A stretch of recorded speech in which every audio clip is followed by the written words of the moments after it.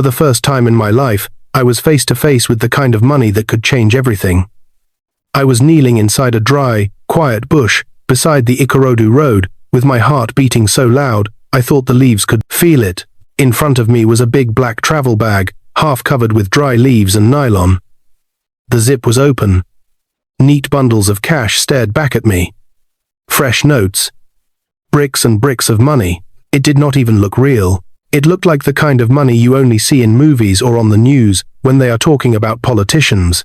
My fingers were shaking as I touched the edge of one bundle. "This is not possible," I whispered. "This cannot be real." But it was there, right in front of me. On the same day, my wife walked out of our one room with her box, telling me she was tired of suffering with a poor farmer. My phone screen still showed her last message: "Don't call me again, Sola. I cannot die in poverty with you." My chest felt like someone was pressing a stone on it. Just a few hours ago, I could not even buy sachets water. Now, I was looking at more money than I had ever seen in my life.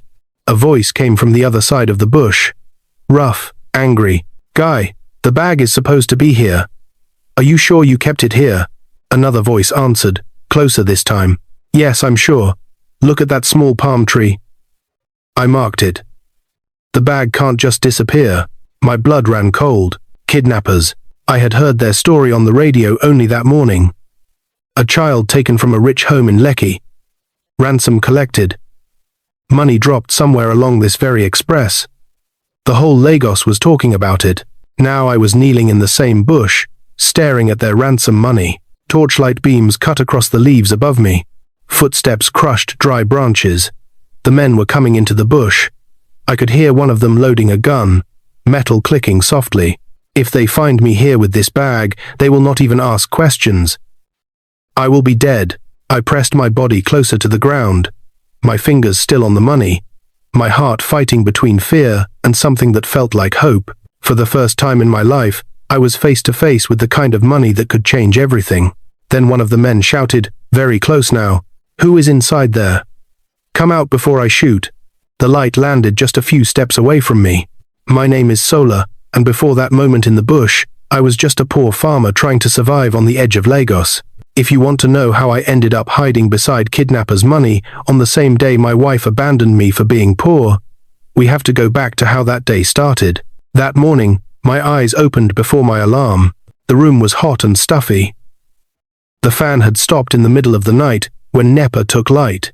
My little son, Damalola, was still sleeping on the thin mattress on the floor, one leg outside his torn bedsheet. The sound of distant traffic from the express road filtered into the small compound. I lay there for a few seconds, staring at the cracked ceiling, feeling that heavy weight in my chest again. Rent was due. School fees were due. My crops were not growing well because we could not afford proper fertilizer this season. The landlord had already warned us twice.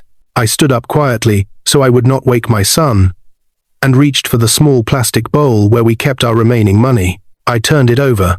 3 dirty 50 naira notes and some coins fell into my palm. That was all. My hands squeezed around the money, and for a short moment, I just stood there, breathing in and out slowly, fighting the shame that wanted to swallow me. From the corner, my wife, Bisi, watched me. She was sitting on the edge of the bed, tying her wrapper tighter around her waist. Her face was hard. No smile. No softness, just tiredness and anger. "So that is all?" she asked quietly. 150 naira and coins. I could not answer. I just closed my hand and nodded. "Sola, I am tired," she said. Her voice shook, but her eyes remained strong. "Every day, you go to that small farm. You come back with dirty clothes and small money. Other men are driving taxi, riding keka, doing security work in town. You are still chasing cassava and maize in this Lagos, like we are living in village. You know I have been trying to get extra work," I said softly. "The farm is all I have for now. Baba left it for me. I cannot just—" She stood up suddenly. "Baba left you land, yes. But did he leave you wisdom? Did he leave you sense? Look at Damalola's shoe. It is torn. His teacher has sent 3 notes home. We cannot pay. Yesterday, Mama called and asked if we had eaten. I had to lie. I told her we were fine. We are not fine, Sola. We are suffering. Her words cut deep because they were true. I will go to the farm today, I said. I will harvest some vegetables. It might take time, but things will get better as we continue to work hard and smart, BC. I just need, she laughed. It was a dry, painful laugh. You have been saying things will get better since we married. 6 years now. I am still wearing the same slippers I wore when Damalola was born. She walked to the corner and dragged out a small blue box I had not seen in a while. She opened it and started folding her clothes. Careful, silent, my heart jumped. BC, what are you doing? She did not look at me. I am going to my auntie's place, she said. She has a small shop. She said I can help her. She even said there is one man in her church who is ready to marry a serious woman that knows how to hustle. I will not wait here and die in hunger because my husband is too proud to leave small farm. The room started to spin. Marry another man. I married you legally, and you know I'm not a lazy person. My voice came out small. BZ. This is our home. This is our family. You cannot just... She zipped the box and finally faced me. Tears were in her eyes now, but her jaw was firm. Sola, I love you. I really do. I married you when you had nothing. I believed in your dreams. But love does not cook soup. Love does not pay rent. I cannot keep watching my son cry for things other children have. She went to Damalola, bent down, and pressed a kiss on his forehead. I will come back for him when I am stable, she whispered. That was when the first tear fell from my own eyes. I moved closer. Bissy, please, give me time, just small time. I will find extra work. I will talk to Malam at the market. She shook her head and stepped past me, dragging the box. Outside, in the compound, some neighbors were already peeping through their doors, pretending to sweep or wash plates. Their eyes followed every step as my wife walked to the gate. At the gate, she turned and looked at me one last time. You are a good man, Sola, she said. But good is not enough. Not in this Lagos. Then she walked out. I stood there, frozen, as the gate closed behind her with a soft metal sound. Something inside me broke. That was the day I lost my wife. I did not know it was also the day I would touch money bigger than my whole life. Hours later, with my mind scattered, I walked to my small farm beside the express, just to be alone. I started pulling weeds, hitting the ground harder than normal, trying to push my anger into the soil. That was when I noticed it. A patch of dry leaves that looked disturbed. Fresh footprints. A small nylon rope sticking out from under a low bush. Curiosity pulled me closer. I pushed the branches aside and saw the edge of a black travel bag, hidden under the leaves like someone tried to bury it in a hurry. Something told me to walk away. But another voice, louder, said, "What if this is your chance? What if this is the answer to all your pain?" My hands moved before my fear could stop them. I dragged the bag out, my heart racing, and pulled the zip. When I saw the money, my knees almost gave way. Then, somewhere close to the road, I heard a car door slam. Voices, angry, fast. "The bag is here somewhere. If anybody touch we go finish Am." I froze. Leaves rustled as footsteps entered the bush. Torchlight beams moved like sharp knives through the branches. One light stopped right on the small palm tree near me, and then I heard it. The cold, clear sound of a gun being cocked behind my back. Somebody is inside this bush. The man's voice was loud, too loud, and it landed inside my chest like a stone. I did not move. I could not move. The bush around me was silent. Even the small lizards had stopped running. Only my heartbeat kept shouting inside my ears. A second man's voice joined the first one. "Check well, that bag no fit vanish. If anybody take He didn't finish the sentence. He didn't need to. I knew what kidnappers did to people who touched their ransom money. I pressed myself flatter against the soil, my whole body shaking. My hand was still resting on the bundle of money inside the open bag. I didn't even know if my fingers were holding it out of fear or out of hope. The first gunman moved closer. Crack! A dried stick broke under his shoe. The light from his torch swept across the bush, bright and sharp. It stopped exactly 2 steps away from me. I held my breath. "Say, you sure say na this bush?" The man asked again. "Yes, nah," the other replied. I even mark this palm tree because the woman for phone talk, say we go see the bag for this side. If we no find this money, ogre go kill person today. My stomach tightened. The bag they were looking for. The money they were fighting over. The money that brought them into this bush with guns, was the same bag open in front of me. I heard the sound of the gunman's fingers tapping the trigger lightly. Tap, tap, tap. A signal. He was getting impatient. Then his voice cut the air again. Oya, if anybody day inside here, come out now. If I count to 3, I go shoot. My throat closed. I wanted to run. I wanted to scream. I wanted anyone to save me. But nobody knew I was there. Not Bisi, not Damilola, not even the neighbors who watched my shame that morning when my wife left me. I was alone with the kidnappers' ransom money, and a gun pointed into the darkness. 1. His voice echoed. I shut my eyes tight. 2. My breath stopped. Then a third voice appeared. This one was younger, scared. Wait, bros, come see something. The gunman paused. What is it? 2. I see tracks here, the boy answered. Fresh ones. The ground soft, small. Somebody enter this bush. The footprints go inside. My heart almost stopped. He was talking about my footprints. The gunman walked toward the direction the boy pointed. Their torchlights moved away from me for a second. Just 1 second. But it was enough, because in that tiny moment, I saw something on the ground beside the bag, something I had not noticed before. A small leather purse. Dark brown, old, almost hidden under the leaves. Something about it looked familiar. I slowly reached toward it, very carefully, praying the leaves would not make noise. Inside the purse was a laminated card. I lifted it softly towards the light sneaking through the leaves. My heart almost fell out of my chest. It was an ID card. The name on it was Mrs. Funmilayo Durohaye, mother of the kidnapped child. I had seen her face on the news that morning. The whole Lagos was talking about her crying interview. She had begged the kidnappers to return her daughter alive. So why was her purse here? Why was her ID card right beside the ransom money? Why was this thing lying hidden, almost like someone dropped it on purpose? Before I could think further, the gunman shouted again. Oya, no time, spread out. Search everywhere. Leaves shook violently as the men split into different sides of the bush. The boy pointed toward the inner path toward ME. Bros, I swear the person enter here. The gunman followed him. Their footsteps came straight toward my hiding spot.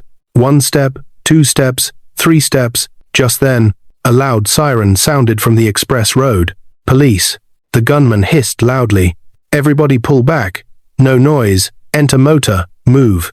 Branches snapped. Feet hurried. Doors slammed. An engine roared. The kidnappers sped off so fast, the bush trembled behind them. But something was wrong. My chest wasn't calming down. My hands were colder than ice, because as their car sped away, a new sound started behind me, a slow, steady crunching of leaves. Someone else was inside the bush, someone who was not with the kidnappers, someone who had been hiding quietly. The whole time, my body froze. Then the person whispered, in a shaky, frightened voice, "Please, don't hurt me." I turned slowly, and what I saw behind the tree shocked me more than the bag of money. I turned toward the voice, and my heart nearly jumped out of my chest. Behind the tree, kneeling on the dry ground, was a girl maybe 12 or 13 years old. Her hair was rough, her dress was dirty, and her big scared eyes were staring straight at me. She looked like she had been hiding for a long time. My lips parted. Who are you?" The girl pressed her back harder against the tree, shaking. "Please," she whispered. "Don't carry me back to them. I don't want to go back." I froze. Them? Did she mean the kidnappers? I swallowed hard and took 1 small step closer. "Are you the girl they kidnapped?" I asked quietly. She shook her head quickly. "No. I ran away from them. I climbed out of their car when it slowed down near the road. I have been hiding since last night. They were shouting my name. They were angry. I think they want to use me for something else." Her voice broke. This girl was not the rich woman's daughter. She was someone else, another child caught in something dangerous. My stomach tightened. "What is your name?" I asked. "Amina," she whispered. Her voice was filled with fear that made my chest weak. Before I could say anything else, She looked at the black bag behind me. Her eyes widened. "That is the bag they were looking for," she said. "They hid it last night. I heard them talking. They said if anybody touched that bag, they will kill the person." My hand tightened around the ID card I was still holding. "Why were you with them?" I asked softly. She closed her eyes for a second, breathing fast. "They took me from the street near mile 2. I was selling groundnut. They said they needed me for something small. But when they carried another child later, a rich girl, they began to treat me like I was not important. I heard one of them say they will use me to solve a problem. So I jumped." Her voice cracked. My head was spinning. So the kidnappers had 2 children, one from a rich home, one from the street, and while searching for the ransom money, they did not even realize one child was missing. The police siren in the distance was fading. The express road was becoming quiet again. Amina wiped her tears with the back of her hand. "Please, sir, don't let them catch me." I exhaled slowly. "No one is catching you," I said, even though I was terrified myself, even though I did not know what to do with the ransom money in front of me, even though my wife walked out that morning and my heart was still broken. I could not leave this child alone in a bush with kidnappers roaming Lagos. I looked at the bag again. The money inside stood neat and powerful, like it was calling my name. Could this money solve all my problems? Yes, it could. Rent, school fees, food, a better life, everything. But this was blood money. Kidnappers' money. Money that came with weapons and violence and danger. My mind was fighting itself. Amina watched me with confused eyes. "Sir, are you going to carry the money?" I didn't answer. Instead, I opened the brown purse completely. There was something else inside. Another card. This one was not an ID. It wasn't laminated. It wasn't neat. It was a handwritten note, a small piece of paper. I unfolded it slowly. The handwriting was shaky, almost like someone wrote it while crying. It said, "This is not ransom money, it is evidence. They are lying to everyone." My heart stopped. Evidence? Lying? What was happening? Amina leaned closer. "Sir."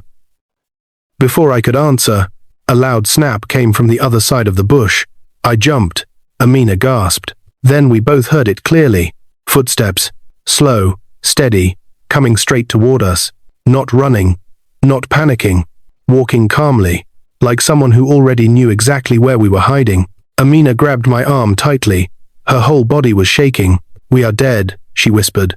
The footsteps came closer, and closer, and closer, then stopped right behind the thick line of bushes. A deep male voice said softly, "Sola, I know you are there. Stand up slowly." My blood froze. Who knew my name? Who was calling me inside this bush? My hand tightened around the bag. Amina pressed her face into my shoulder. The man's voice returned, lower and more dangerous. "If you don't come out now, the girl will not survive the next minute." My heart slammed inside my chest. He knew Amina was with me. He knew my name. He knew everything. I turned slowly, my eyes wide, my breath sharp, and when I finally saw the man standing there, with a gun lowered toward the ground, my entire world flipped upside down. The man stepped out fully from behind the bushes, and my whole body turned to ice. He was tall, dark-skinned, dressed in a simple black t-shirt and jeans. No mask, no rush, no fear.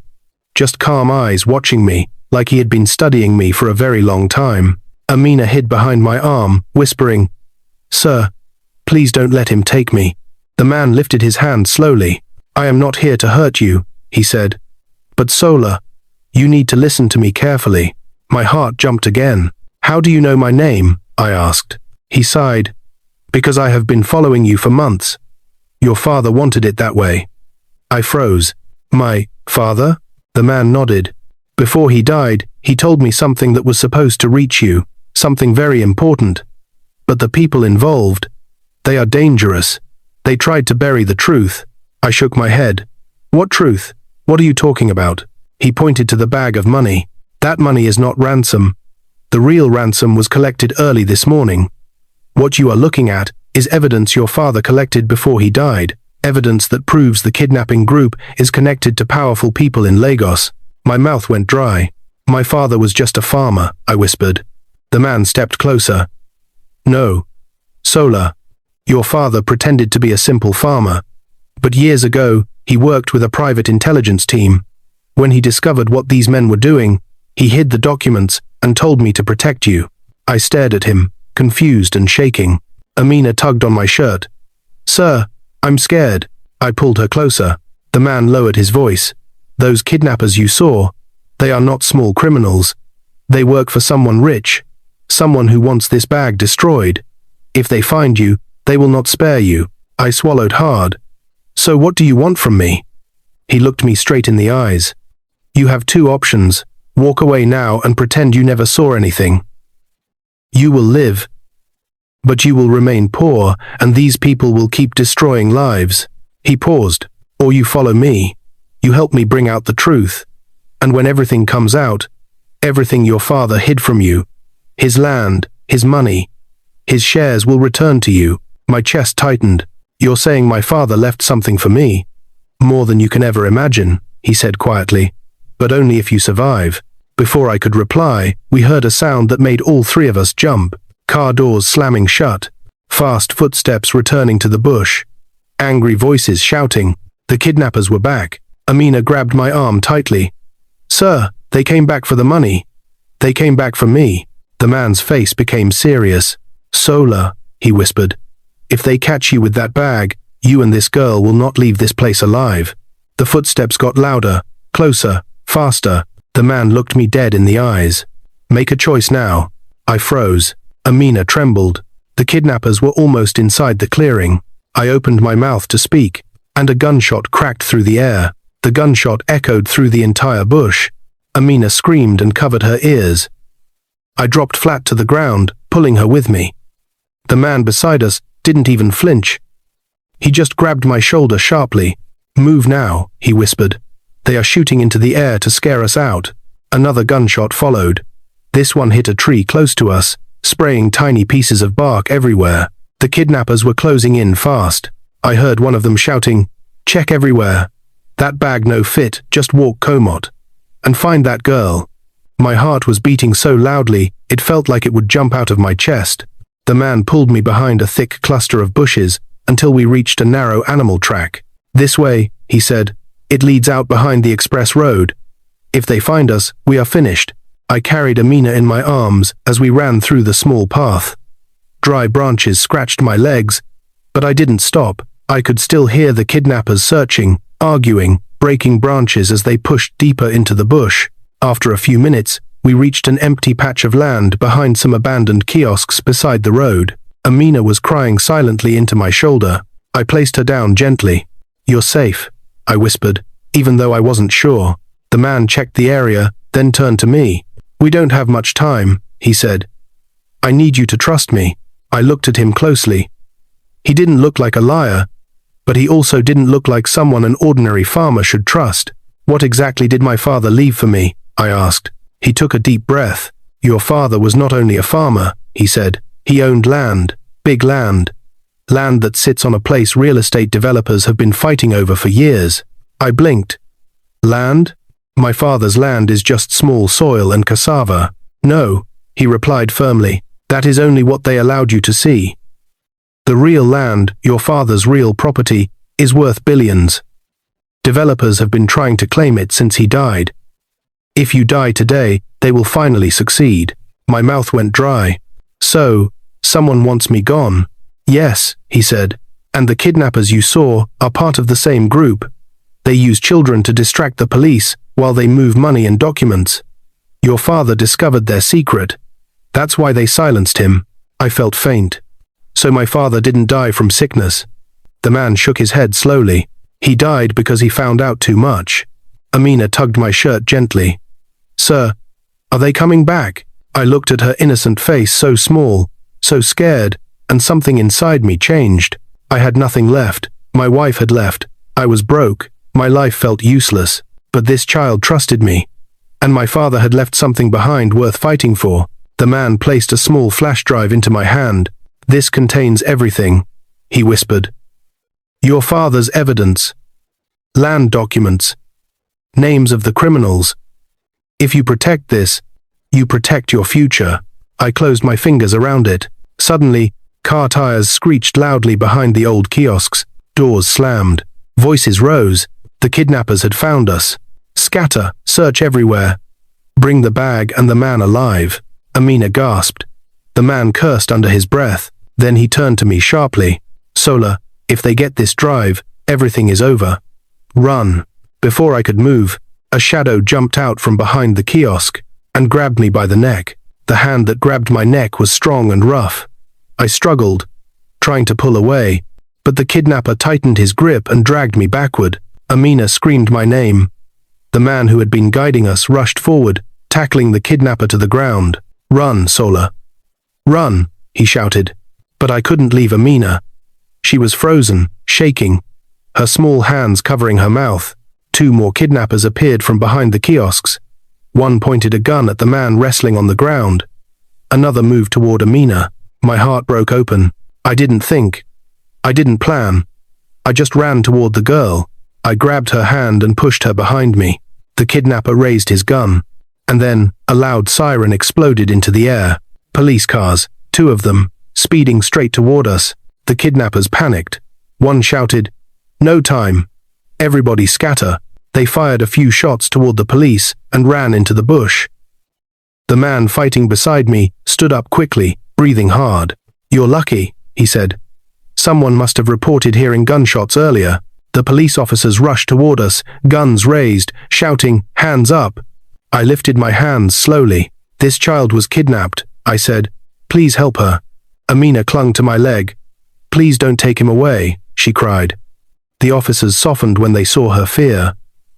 After some questions, they allowed the man to explain everything: my father's evidence, the kidnappers' operation, the land, the flash drive. The senior officer's face changed when he heard certain names. "These are the same people we've been hunting for years," he said. "Your father tried to help us, and now you are finishing what he started."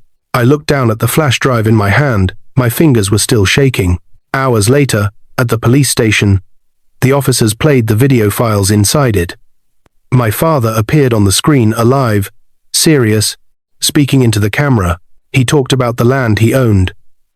He talked about the criminals hiding behind powerful companies. He talked about the evidence he had gathered. Then, he mentioned me by name. "My son Sola," he said. "I know you think you are just a small farmer, but everything I own belongs to you. And if you are seeing this, it means danger is close. Don't be afraid. Stand strong. You are the one to finish this." I covered my face and cried quietly. A police officer placed a gentle hand on my shoulder. "Your father was a hero," he said. "And now, you will get everything that was taken from him."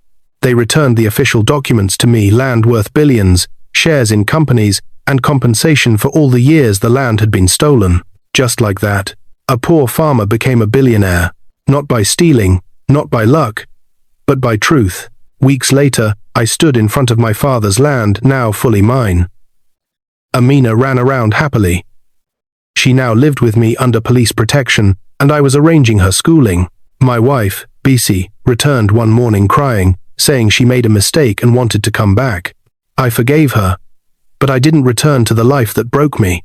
Some people are chapters, not destiny. I knelt down beside Amina and smiled. "At least now," I said softly, "your life and mine can begin again." She hugged me tightly, and for the first time in my life, I felt complete. Sometimes life pushes you into deep darkness so you can find the light hidden inside you. Never look down on yourself because of your present situation. Your blessing may come on the same day someone walks away from you. What is yours will always find you, no matter who tries to hide it. Thanks for watching. What is your view about this story? Where are you watching from? Do well to let us know in the comments below, and don't forget to like, share, and subscribe while you stick with Tales by Special for more interesting stories. Stay blessed.